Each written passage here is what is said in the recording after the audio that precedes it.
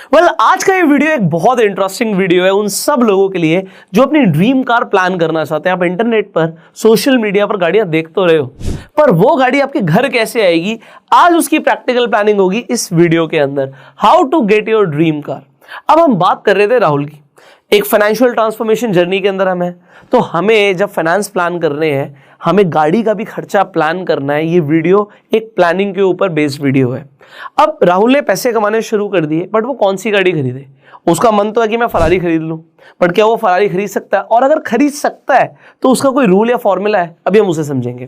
Point number 2, अगर आप में से बहुत सारे लोग ये सोच रहे हैं, इस चीज में कंफ्यूज्ड है कि हमें नई गाड़ी लेनी चाहिए या सेकेंड हैंड गाड़ी लेनी चाहिए, क्या बेटर डिसीजन रहेगा?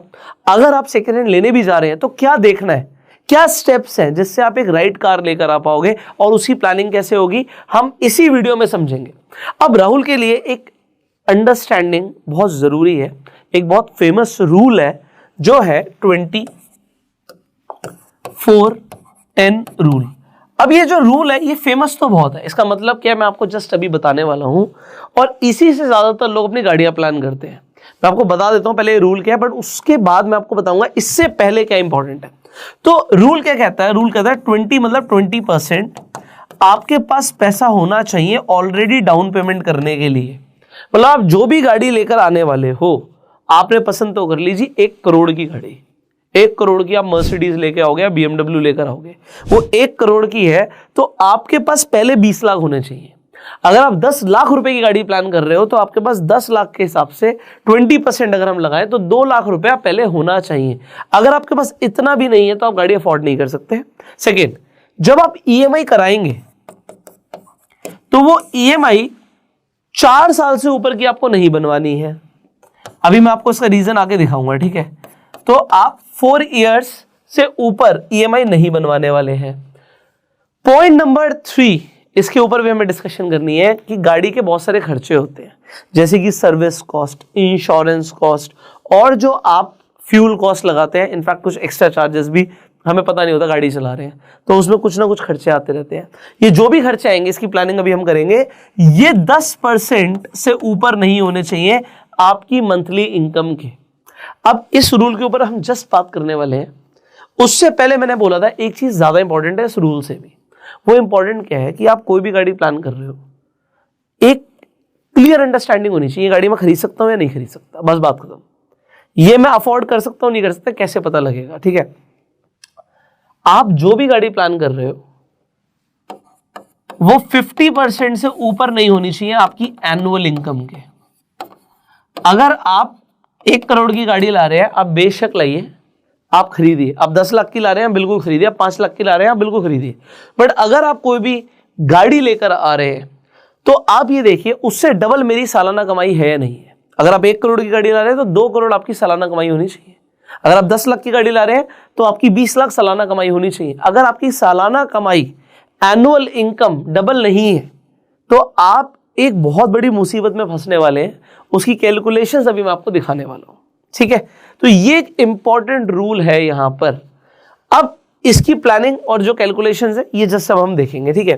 तो 20% हम बात कर रहे हैं डाउन पेमेंट की। आइए स्क्रीन पर चलते हैं। सो आप यहां पर स्क्रीन पर देखिए, एग्जाम्पल लेते हैं कि आप एक 10 लाख रुपए की कार प्लान कर रहे हैं, तो अब 20% तो आपने डाउन पेमेंट में दे दिया, तो आपको 8 लाख रुपए का लोन चाहिए होगा। अब यहाँ पे 6.5% लिखा है, 6.5% में आपको कहीं लोन नहीं मिलेगा गाड़ी के लिए। हम प्रैक्टिकल चलेंगे। अगर आप एक आम नागरिक हैं तो आपको लगभग 9% के आसपास, 8.5 हो सकता है, 8 हो सकता है, 9.5 हो सकता है, तो मैंने एक एवरेज ले ली। 9% के हिसाब से आपको रेट ऑफ इंटरेस्ट पे आपको कार लोन मिलेगा। टेन्योर हम लेंगे 4 साल का। तो अगर आप इसे देखें यहां पर तो आपकी EMI आ रही है लगभग 20,000 की, 19,900।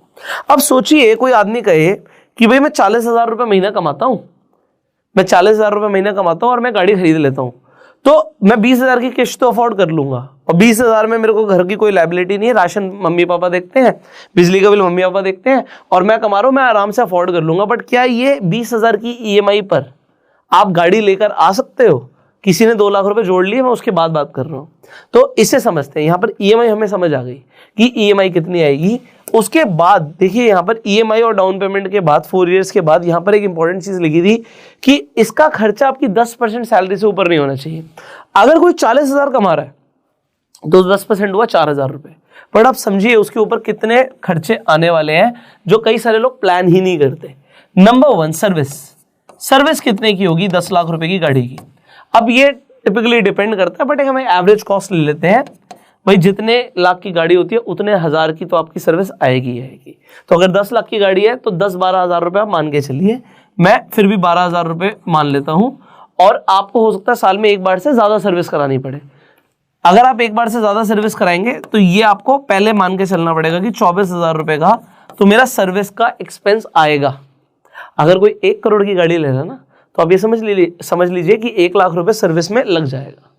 तो अब 1 लाख रुपए अगर आपका सर्विस में लगेगा, हो सकता है आप साल में एक ही बार सर्विस कराओ, तो आपको उसकी कैलकुलेशन पहले करनी पड़ेगी। ठीक है।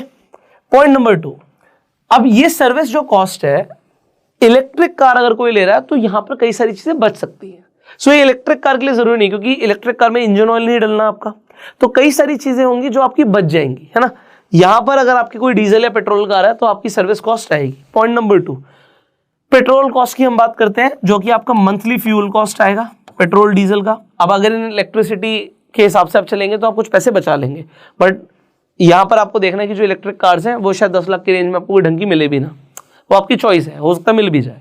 तो आपको चेक करना है कि आप क्या करने वाले हो, तो ये आपको पहले प्लान करना है। आपका मंथली फ्यूल एक्सपेंस आपको देखना है। अगर मैं मान लेता हूं आपका घर से बहुत ज्यादा पास ऑफिस है भी, तब भी आपका अगर आप फ्यूल कॉस्ट लगाओगे तो 10,000 का मिनिमम आपका मंथली फ्यूल कॉस्ट आएगा। साल का तो फिर आप जोड़ी लो 1,20,000 हो गया, बट अभी मंथली ही लिख लेते हैं। एंड थर्ड जो लोग भूल जाते हैं, और वो होता है इंश्योरेंस। अगर आप नई गाड़ी ले रहे हैं तब भी इंश्योरेंस जरूरी है, पुरानी ले रहे हैं तब भी जरूरी है। कई लोग क्या करते हैं, फर्स्ट पार्टी ना लेके थर्ड पार्टी ले लेते हैं। अब थर्ड पार्टी में आपका ट्रैफिक पुलिस में चालान तो नहीं काटेगा, वो तो बच जाएगा। थर्ड पार्टी इंश्योरेंस में बेसिकली थर्ड पार्टी को बेनिफिट मिल जाता है। मतलब अगर आपने किसी और की कार को हिट कर दिया, आपसे गलती होगी, तो आपको आपकी गाड़ी का कोई क्लेम नहीं मिलेगा। आपको आपकी गाड़ी का क्लेम तब मिलता है जब आपके वो फर्स्ट पार्टी इंश्योरेंस होता। फर्स्ट पार्टी में थर्ड पार्टी इनबिल्ट होता। थर्ड पार्टी तो गवर्नमेंट कहती है कि वो होना बहुत जरूरी है। सामने वाला आदमी मान लीजिए कोई बहुत बढ़िया गाड़ी चला रहा था, रोल्स रॉयस चला रहा था, आप चला रहे थे वैगनार। आपकी गाड़ी वैगनार मान लीजिए 5-6-7 लाख रुपए की है, बट अगर आपने उसे हिट किया तो उसका एक्सपेंस मान लीजिए 20 लाख रुपए का आ गया। अब आप कहेंगे मैं 20 लाख कहां से दूंगा? अगर आपके पास थर्ड पार्टी इंश्योरेंस है तो थर्ड पार्टी क्लेम यहां पर हो जाएगा, और वहां पर आप 20 लाख रुपए नहीं देंगे। जो कंपनी ने इंश्योरेंस किया वो कंपनी 20 लाख रुपए का क्लेम पास करेगी सामने वाले को। एग्जाम्पल के लिए, आप कार चला रहे थे, आपने किसी बहुत बड़े बिजनेसमैन को हिट कर दिया। अब अगर एक बड़ा बिजनेसमैन हिट हो गया, भगवान ना करे, बट मान लीजिए उनकी डेथ हो गई, पैसे कौन देगा? मतलब वहां पर अगेन एक इंश्योरेंस बहुत जरूरी होता है। तो वहां पर इंश्योरेंस देती है थर्ड पार्टी। अब कई लोगों को थर्ड पार्टी भी नहीं होता इंश्योरेंस, इसीलिए ट्रैफिक पुलिस में चालान काटते हैं। पर फर्स्ट पार्टी होना चाहिए अपनी खुद की कार के लिए। अगर आपकी कार डैमेज होगी तो फिर क्या होगा? उसका क्लेम कहां से मिलेगा? वरना आपको पैसे देने पड़ेंगे। तो आज की डेट में इंश्योरेंस मैं कोई प्रमोट नहीं कर रहा हूं, बट मैं आपको बता रहा हूं कि इट इज वेरी इजी। आप ऑनलाइन जाके भी खुद से इंश्योरेंस ले सकते हो, चाहे आपके पास 2 व्हीलर हो या 3 व्हीलर हो। तो एग्जाम्पल, मैं कोई प्रमोशन नहीं है, फिर भी बोल देता हूं, आप पॉलिसी बाजार की वेबसाइट पर जाते हो, आप खुद से जाके ले सकते हो। आपको किसी से बात करने की भी जरूरत नहीं है, किसी को कोई कमीशन देने की जरूरत नहीं है। मैं फिर भी आपके लिए लिंक डाल दूंगा डिस्क्रिप्शन और पिन कमेंट में, सो दैट आप चेक कर सको कि आपकी गाड़ी का इंश्योरेंस कितने का आ रहा है। बट फिर भी मैं एक एग्जाम्पल ले लेता हूं। अगर किसी पर 10 लाख की गाड़ी है तो आप मिनिमम मान लीजिए आपका 20-25 हजार रुपए का, 24,000 रुपए हम लिख लेते हैं, हमारी कैलकुलेशन ईजी हो जाएगी। 24,000 रुपए का आपका इंश्योरेंस की कॉस्ट आएगी। अगर आपकी 24,000 रुपए की इंश्योरेंस कॉस्ट आती है, तो इसे अगर मंथली देखेंगे तो मंथली हमने 2,000 रुपए इंश्योरेंस पे खर्च किया।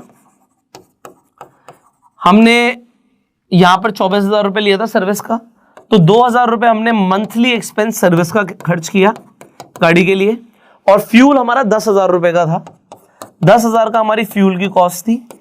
और अभी तो आप 1,000 रुपए मिसलिनियस का लिख के चलिए, क्योंकि गाड़ी में ना कई सारी चीजें होती हैं, छोटे छोटे वियर एंड टियर होते हैं। साल का अभी आपको पता नहीं कि साल में 2 बार 5-5 हजार के 2 बार बिल आ जाए आपके, तो आप 1,000 रुपए मिसलिनियस का डाल दीजिए।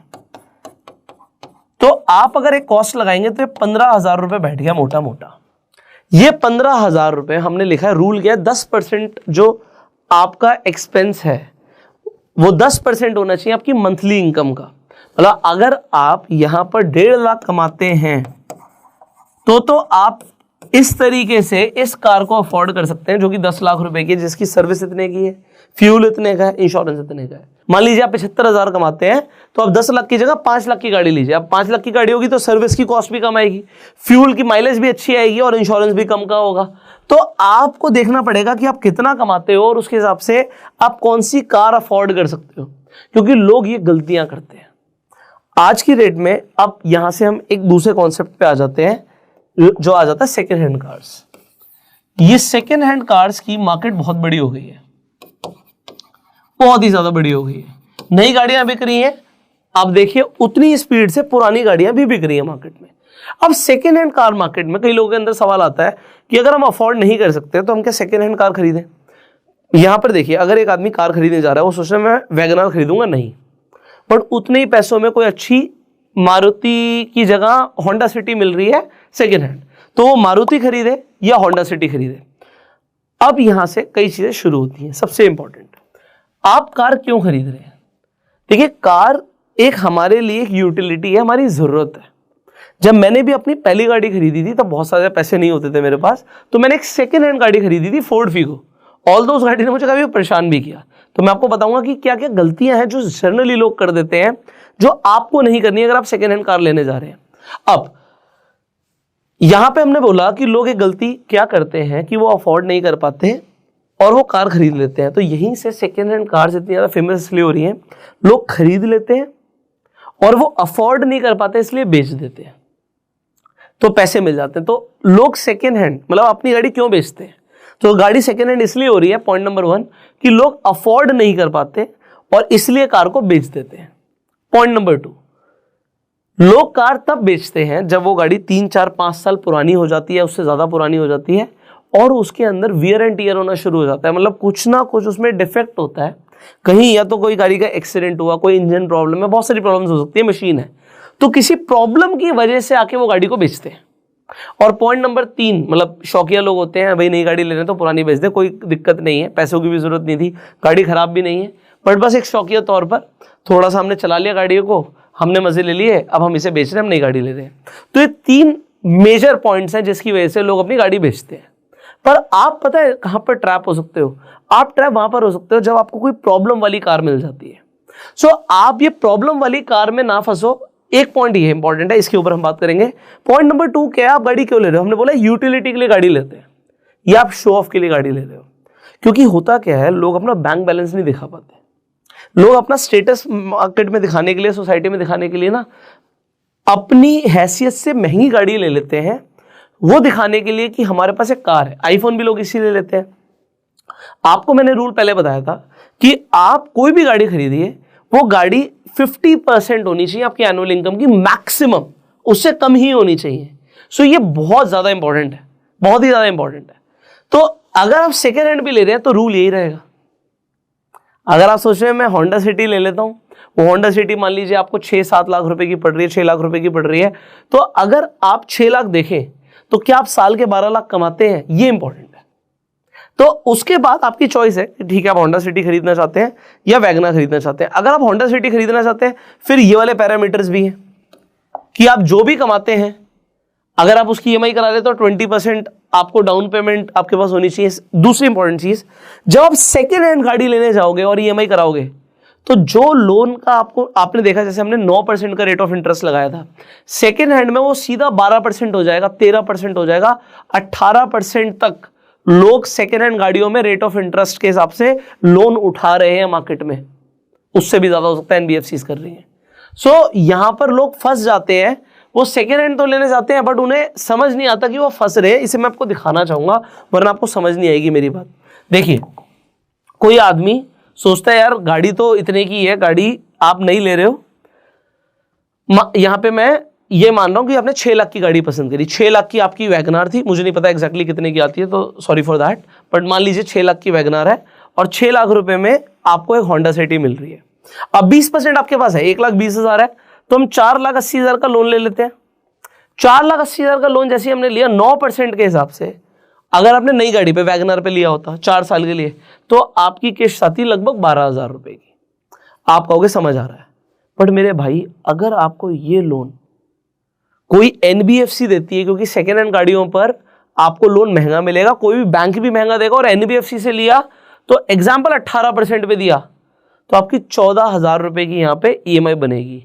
यहां पर देखिए आपको 14,000 रुपए हो सकता है, आपको लग रहा हो कुछ बड़ी बात नहीं है, तो यहां पर 9% के हिसाब से अगर आप देखेंगे तो 9% के हिसाब से था 12,000, 18% के हिसाब से यहां पर है ईएमआई 14,000।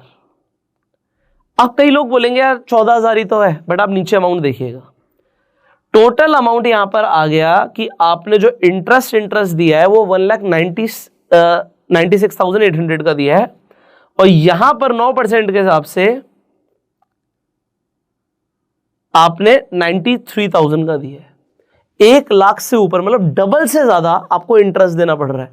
अब ये यहां पर 4,80,000 रुपए तो आपको कोई बड़ा अमाउंट नहीं भी लग रहा हो, तो मैं आपको ये दिखा दूं, अगर मैं यहां पे कुछ चीजें चेंज करता हूं, जैसे कि मैं यहां पे एक 0 ऐड करता हूं, तो होगा क्या, यहां पर आपका इंटरेस्ट आ गया 9,33,000 का। अब किसी को ये बात बड़ी लग रही हो कि 9 लाख का इंटरेस्ट, वो तो सिर्फ 9% पे था मेरे भाई। अगर आप इसे 18% पे ले जाओगे ना, तो ये सीधा बढ़कर हो जाएगा आपका 19 लाख। तो आपको 10 लाख से ज्यादा एक्स्ट्रा इंटरेस्ट देना पड़ रहा है, आपकी कॉस्ट बढ़ गई। तो अगर आप सेकेंड हैंड ले रहे हो तो आप ये चेक कीजिए, आप अगर लोन ले रहे हो तो लोन आपको कितने % रेट ऑफ इंटरेस्ट में मिल रहा है, ज्यादा पे ही मिलेगा।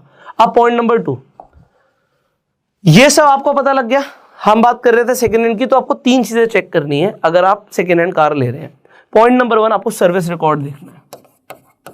इसके बिना तो आप गाड़ी लेंगे ही नहीं, चाहे कितनी ही सस्ती मिल रही हो।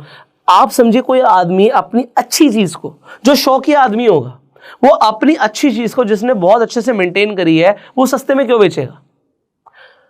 कोई आदमी सस्ते में तब बेचेगा जब उसमें या तो कोई प्रॉब्लम हो। मैं एक फ्रेंड को जानता हूं अपने, जिसने गाड़ी खरीदी। उसने गाड़ी तो ये देख के खरीद ली, OLX पे देख रहा था वो कार, उसे लगा तो बड़ी सस्ती मिल रही है। उसमें नीचे एक लाइन और लिखी थी, मेरा जो भाई है वो HDFC बैंक में काम करता है, लोन भी करा देगा। तो उसने कांटेक्ट किया, उसने हाँ जी मेरा भाई है। कोई भाई नहीं था, वो NBFC से लोन कराया उसने, वो लोन करा दिया उसने NBFC से, लोन महंगा मिला। पॉइंट नंबर 2, उसने सर्विस रिकॉर्ड ही नहीं चेक किया। वो एक्सीडेंटल कार थी और उसने एक्सीडेंटल कार ले ली। अब उसने खरीद तो ली, उसकी बिकनी भी मुश्किल हो गई। तो अगर आप ऐसे कोई ट्रैप में फंस जाते हो, तो आप तो देख रहे हो ये चमचमाती हुई गाड़ी है, क्योंकि जो ये डीलर्स होंगे ना, ये गाड़ी को ऐसा रखेंगे जैसे बिल्कुल शोरूम कंडीशन, बट अंदर गाड़ में क्या है ये आपको नहीं पता। तो पॉइंट नंबर 1, आपको सर्विस रिकॉर्ड देखना है, क्योंकि जो ये डीलर्स होते हैं ना, मीटर बैक करके बेचते हैं। गाड़ी चली होती है 1 लाख किलोमीटर, उसे दिखाएंगे जी 40,000 चली है। अच्छा, मुंह से बोल देंगे, आजकल तो डीलर्स इतने शाणे हो गए हैं, मुंह से बोलेंगे हाँ जी थोड़ा सा मीटर बैक किया हुआ है जी, 30,000 पे कर दिया, वो था 50,000 थोड़ा सा दिखाने के लिए, वो होता है 1.5 लाख। क्योंकि एक बार बैक कर दिया तो फिर आपको नहीं पता वो एक्चुअल में कितनी चली थी। बट जब सर्विस रिकॉर्ड अगर आपके पास है, तो जब गाड़ी सर्विस पे जाती है तो वहां पर सर्विस स्टेशन में वो मार्क कर लेते हैं, नोट कर लेते हैं कि कितने किलोमीटर कार चली हुई है। तो स्टेप बाय स्टेप पूरा सर्विस रिकॉर्ड है, उसमें क्या क्या चीजें चेंज हुई हैं, क्या क्या पार्ट्स डले हैं, सब कुछ पता होगा आपको अगर सर्विस रिकॉर्ड होगा। अगर ये नहीं है तो ये एक बिग रेड फ्लैग है आपके लिए, बिग नो है, वो गाड़ी आपको नहीं लेनी चाहिए, कितनी सस्ती हो, क्योंकि आपको परेशान करेगी। सेम ऐसा मेरे को और फ्रेंड के साथ हुआ, उसने ये वाली बात नहीं मानी मेरी। उसने कहा BMW है यार 10 लाख रुपए की मिल रही है, मात्र 3 सीरीज 10 लाख की मिल रही है। तो मुझे वैसे ही डाउट हो गया यार, बड़ी सस्ती मिल रही है, कितनी पुरानी है? उसने कहा जी मात्र 4 साल पुरानी है। तो मुझे बहुत बड़ा डाउट हुआ, मैंने कहा पक्का इसमें प्रॉब्लम होगी।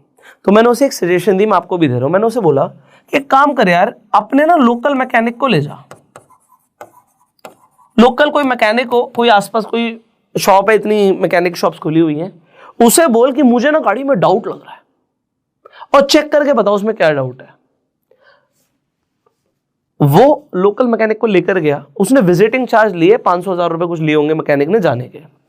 वो गया और उसने बताया बाबूजी इसमें ना सस्पेंशन खराब है। उसे नहीं पता लग रहा था, तो ड्राइव लेके आया, उसने कहा बहुत बढ़िया चल रही है BMW, पर उसका सस्पेंशन खराब है। उसने पता किया कंपनी में सस्पेंशन, वो हिल गया। वो कह रहा 10 लाख की तो गाड़ी ले रहा हूं, 5-6 लाख का तो सस्पेंशन का काम होगा। अगर वो कार ले लेता तो उसके 5-6 लाख रुपए एक्स्ट्रा लगने थे, इसलिए वो इतनी सस्ती मिल रही थी और लोगों को ये नहीं पता होता।